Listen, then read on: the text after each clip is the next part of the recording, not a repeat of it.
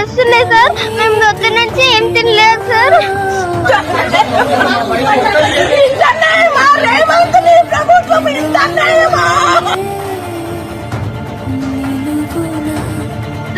ఏం చేస్తారయ్యా మా బాధని.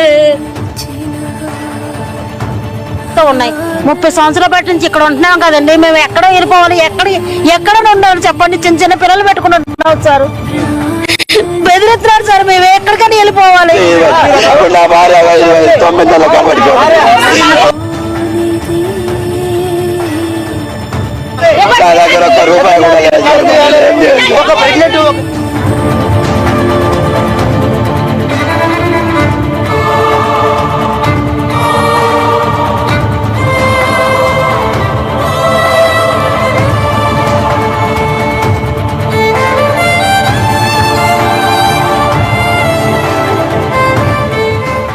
మీరు చూసింది మీకు స్పష్టంగా అర్థమయ్యేది.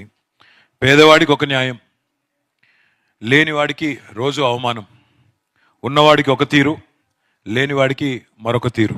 ఇది ఈ ప్రభుత్వం యొక్క పనితీరు.